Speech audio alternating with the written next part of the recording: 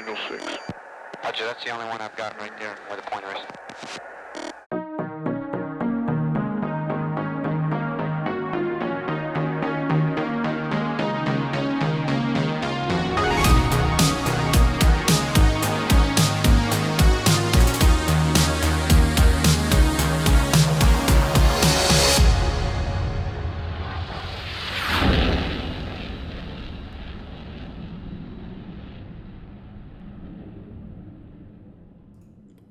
Last week's changelog was too comprehensive to include in the DCS SITREP thanks to the awesome partial implementation of multi-threading to DCS World and the large FAQ Edie put out accompanying it.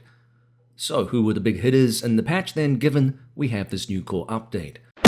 Well, let's start with Heatblur, who advised that they provided a new highly detailed turbine model to the aircraft exhaust for their fabulous Figgin, a new boarding ladder to static aircraft, intake covers to static aircraft, and updated its codebase for multi-thread compatibility. No mean undertaking. In addition to that effort, the team also announced a similar coding rework for the F-14, which they described as an update to the entire F-14A/B codebase for multi-thread capability. Fantastic. In addition to that, they have added ability to remove the fuel pylons, cockpit mirrors can now be adjusted, a first for DCS World, and major improvements and overhauls of the F-14A flight model performance characteristics, which include tuned the F-14A level flight acceleration, tuned the F-14A turn performance, and tuned the F-14A top speed and excess power across the flight envelope. Incredible.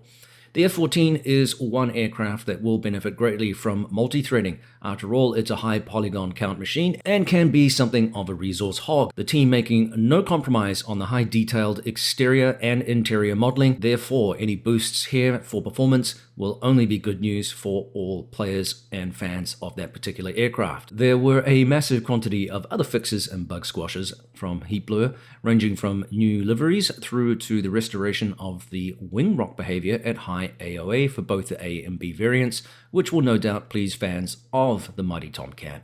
The aircraft remains a fan favorite, and Heatblur fans are still eagerly awaiting more news on the Phantom, the Eurofighter, and the venerable A6 Intruder, which is set to be an AI asset first before it becomes a fully fledged flyable module. That aircraft is upper list priority for many viewers, including myself, and really Heatblur, just dispense with the AI, let's just get it straight into fully flyable. It just is something I need.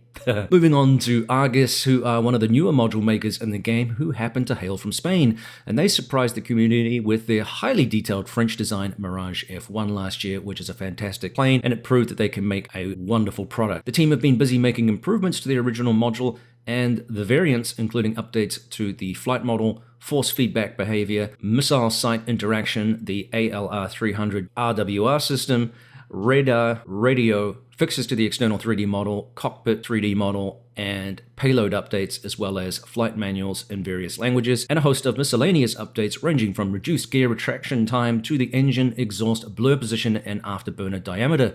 It's a lovely looking module that brings another challenging piece of Cold War hardware to a popular segment of the community. Trying to contact about 5 miles in front of him.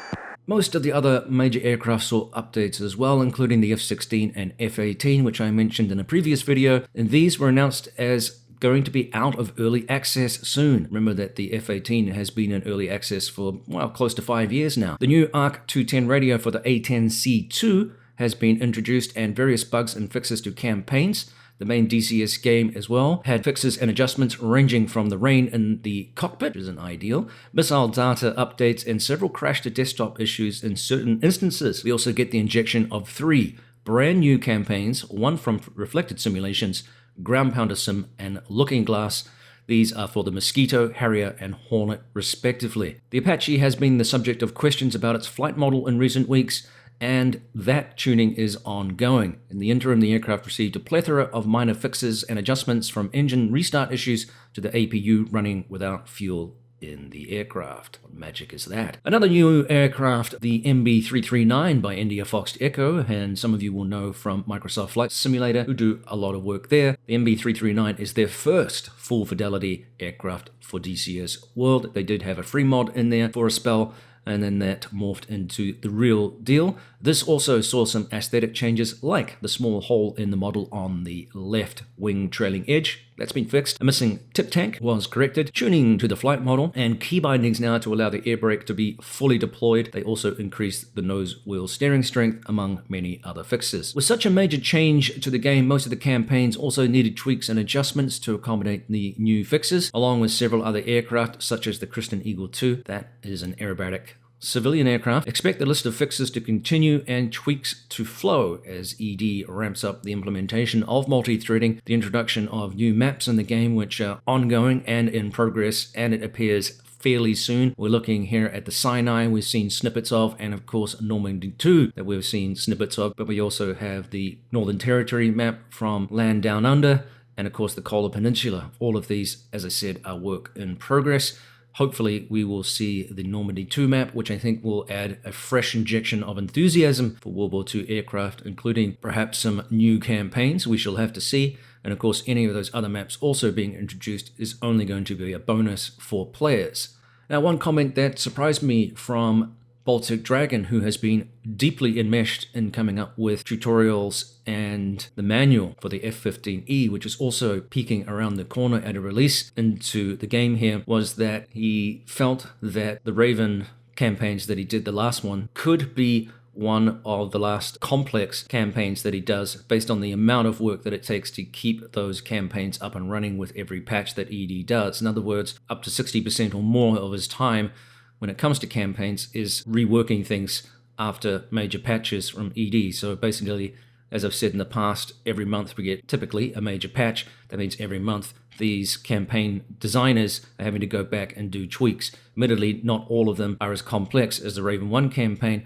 Nonetheless, it does seem to be quite a lot of work. Basically, he indicated he will still be doing campaigns. They won't be as complex, but they will be fun. So interesting news there from Baltic, and I totally understand where he's coming from.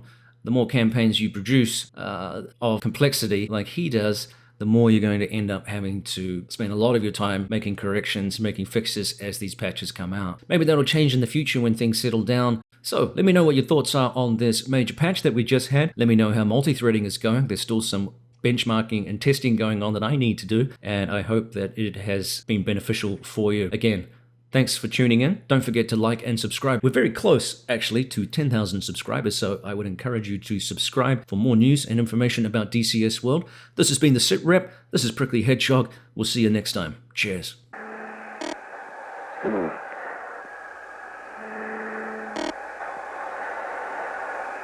25 miles, Angel 6. Roger, that's the only one I've got right there where the pointer is.